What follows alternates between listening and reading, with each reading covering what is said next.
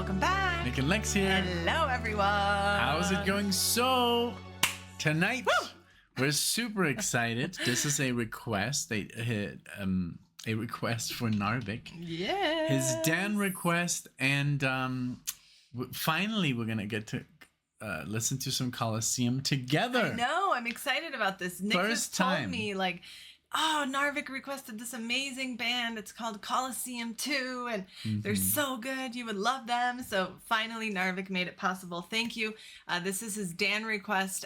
Being a Dan member on Patreon is the highest tier. That means that you get access to everything that we do and that we post on Patreon. But you also get a guaranteed song request every month. So NARVIK chose this as his song request for this month. This is my first time listening to Colosseum 2. It's going to blow your mind. And I'm curious why it's called Colosseum 2. Was there once a Colosseum? I wanted you to type in Colosseum 2 and have it on Wikipedia. Okay. Just a few facts. Let's see. Rock band. Yeah, and this is going to be from their album Electric Savage. 1977, and it's an album opener. So thank you, NARVIK. Oh boy. He knows I love those. Yeah, so yes. So this was following the demise of the previous band Tempest Holdsworth. Oh, brother. But he's not in this. Yeah, this is some crazy stuff. Look, maybe you'll look Gary Moore. You're right. Yeah. Yep. And Yep. Yeah. I'm excited about this. Thank you, NARVIK. Thank you for all of your support that you've done. I love the cover. It's so cool. It looks like Egyptian meets neon. Yeah, it's like Blade Runner. Yeah. Very, very cool. I'm excited about this. This is going to be Put It This Way, 1977. Wow, we just heard something from 1976. I know. Yeah. I know. Instrumental that was great. jazz fusion. You guys go listen to that. That was an Argentinian band, but it's an instrumental piece, so no language barrier there. Cruises, it's called.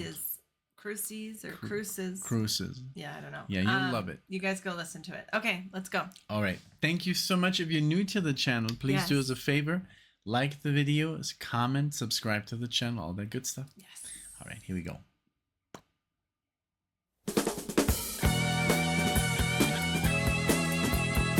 Wow.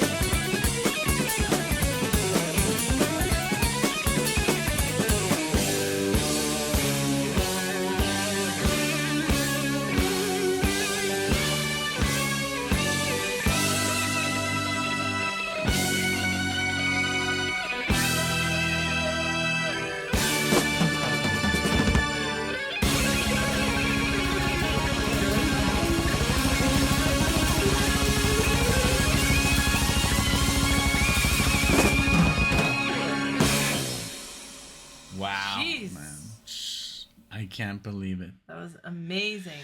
That was amazing. Everyone was so good. I don't even know what to say. Like, I have so much to say.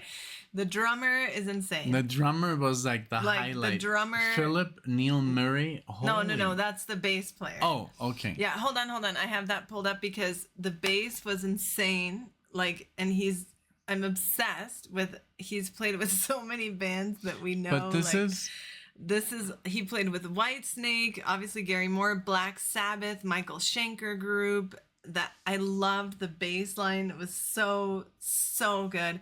And then, is this the bass player though? Yes, dear Angel. Look, former bassist of Whitesnake. Yes. So I've been reading his whole thing. Black Sabbath. And then the drums are John Heisman, and here it says Colosseum 2 was formed by the former Colosseum drummer and band leader. Okay. So that's why the drums are so prominent, and that's why you can really like hear them, and he was going insane, you know? Yeah, that just like the weight was like you were saying, you know, it got more intense and the drumming got like wilder and faster. And the keys were going up and up and up and up and up and up and up. And Gary Moore here is like, I mean, have you ever heard like other Gary Moore, like Still Got the Blues? Yes, right? yes, you've shown me. I mean, that's the same guy. I mean, he was on a different level. Oh, yeah. And this is in 1977. This is before, I mean, I can't really say before Randy Rhoads, but it's at the same time as Randy Rhoads and Van Halen. What is this? He's snoring. And like Yngwie Malmsteen, but Yngwie Malmsteen hadn't released anything. But this was just like, this was jazz fusion, like Aldi Meola, like John McLaughlin. So good. Style. So amazing. How everything was just like. Like,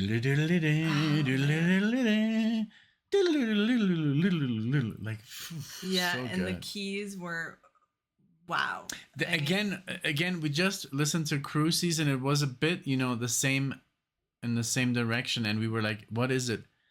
A Moog? Yeah, here is it it mentioned so synthesizers, obviously, and here it said here. So it's got a little bit of everything. Hammond, Mini Moog. Right, okay. Because what I mentioned in the other video, that that other instrument, but that is mostly Mellotron. When a Mellotron is more used to do sounds that are not keyboard sounds, like flutes or like stuff. Okay. And we get confused, and we're like, "Oh, I love these flutes," and they're like Mellotron. I know. So we're just like, I mean, you're not able to hear that. No. Like if you are able to hear especially not on a first time listen without reading the liner notes. I mean, and all this stuff. But I just find it very amusing every time. Yeah, the keys though were like insane. Whatever he was doing, it's Don Airy. So wow, good. I mean, they're all so talented and such a great team of musicians that, like, I don't know. I mean, they worked with so many different. I know, and then also it's that kind of cool, like how this band had evolved, and then all these oh my God, Dark Side of the Moog. I love it.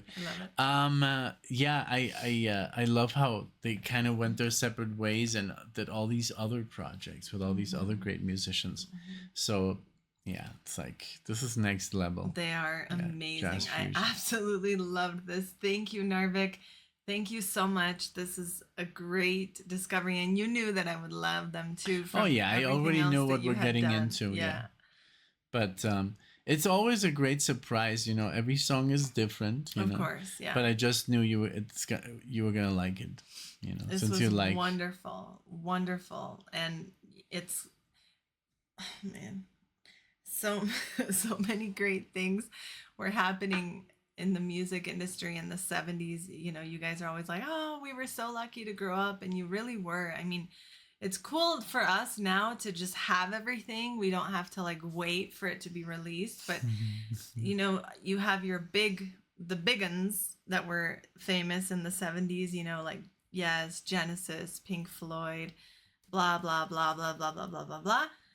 And then these that I mean, they weren't so talked about, I would assume, because the listens on Spotify are nowhere near the other bands that I just mentioned, but it was still being created. It was still happening. And man, what a time to like go to a record store and talk to the guy. And then maybe he's like, oh man, you like all this? Listen to this, you know, and then to put it onto your record player and listen to this as the first track. I'm sure this was not very, unfortunately, like I think this was not very radio friendly, but it's because it's so wild and a lot of people don't understand what's happening. It's like, it's just like so fast and everybody's just playing against each other. They're racing and people don't understand this music. People don't know that it's just a form of expression that is like, and there to be a virtuoso, you know. There is some system to the chaos, you know. Totally, like, everything makes sense, but I would know people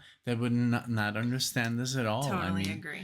And even I remember a review of one of my favorite records, Greg Howe and Richie Kotzen, and they're just playing these amazing guitar solos, and it's like first Greg goes and then Richie and then Greg and then Richie. Remember?